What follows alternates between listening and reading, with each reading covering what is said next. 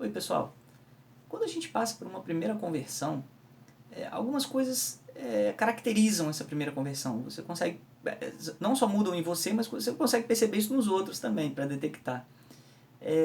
Uma das coisas que acontece naturalmente, assim, dentre outros elementos, mas em termos de questionamentos que você levanta e dúvidas que você começa a ter.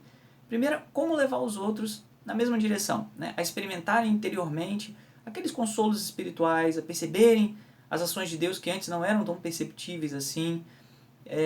Enfim, como ter aquela certeza de Deus, que é muito diferente daquela certeza que antes você dizia, né? Não, tenho certeza que Deus existe, intelectualmente falando, ou, enfim, pela tradição da família, etc. É uma certeza bem diferente, né? Isso que acontece com um convertido. E outra coisa que se levanta, né?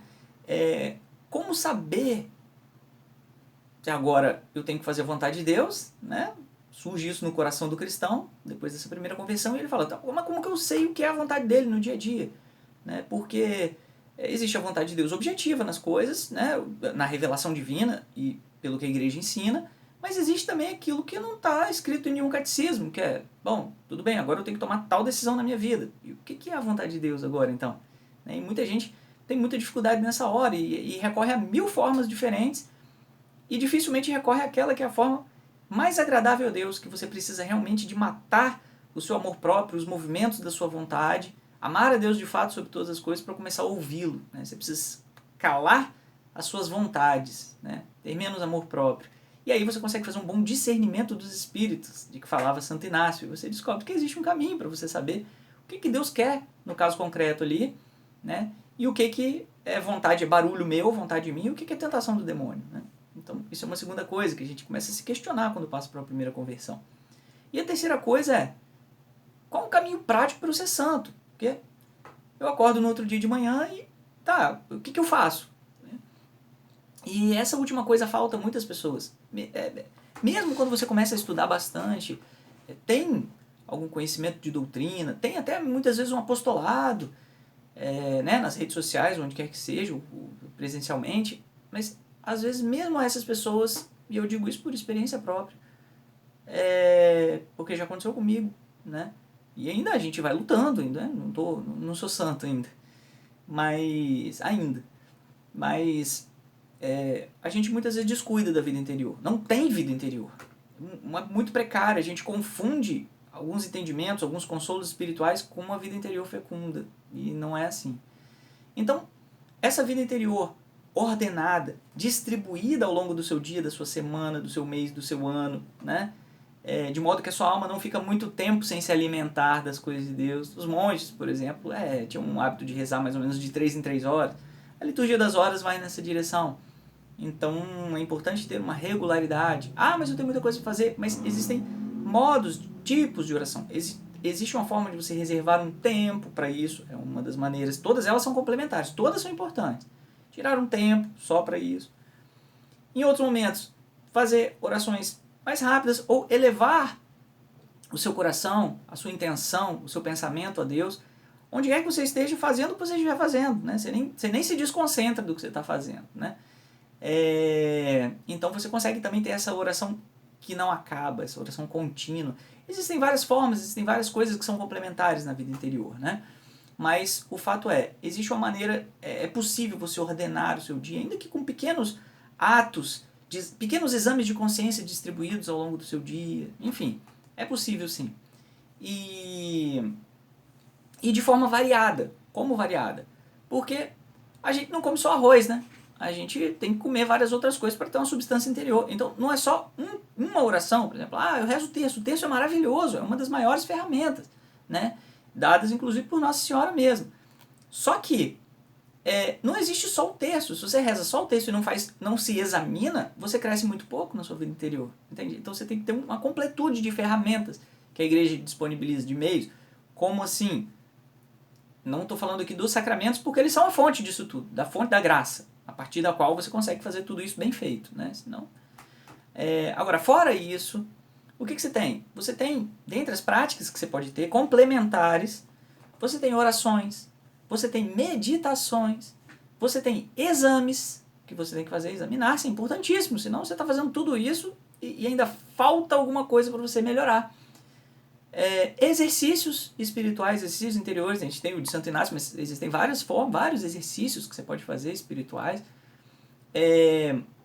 Lorenzo Scupoli, no livro chamado Combate Espiritual, ele ensina várias maneiras de você exercitar-se, né, na vida interior. E mortificações e penitências que você pode fazer também. Então, são vários instrumentos, né? Eu citei basicamente o que existe aí, da tradição da igreja, ensinado pela igreja, né, pelos santos e tudo mais.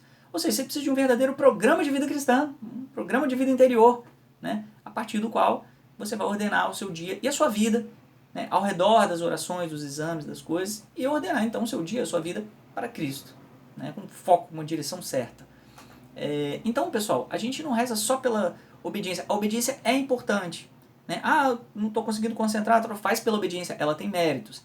Mas existe um risco também de algumas pessoas colocarem também o peso todo na obediência e falar, não, faz tudo pela obediência. Então, vai, confessa, reza o terço e vai na missa diária, confissão semanal. As pessoas dão uma formulinha com essas 3 coisas, né? Mas essas 3 coisas são um bom ponto de partida, mas não são um bom ponto de chegada, sozinhas. Elas precisam de outras coisas, você precisa de um exame de consciência, por exemplo, todo mundo precisa.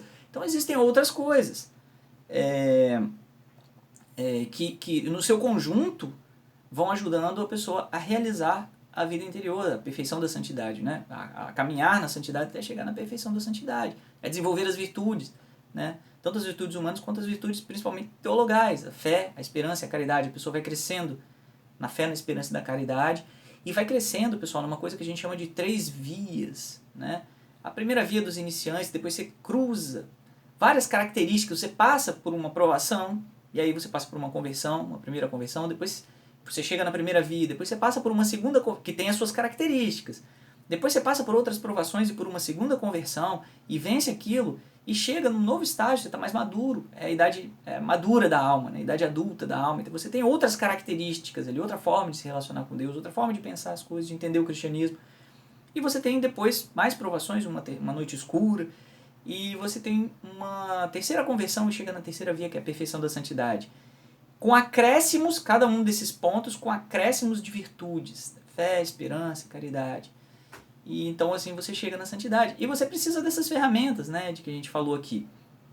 Então é importante perceber que não é só pelo esforço, também pela obediência, não, pela obediência quer dizer, mas você precisa de ter as coisas em mente, sem os objetivos claros, sem clareza de que eu quero fazer isso para a maior honra e glória de Deus, sem as intenções claras dentro de você, né, fica mais difícil você alcançar fruto nessas ferramentas. Então tem que ter também as disposições corretas interiores, um esforço da alma, né, objetivos corretos, tem que ter isso aí dentro de você.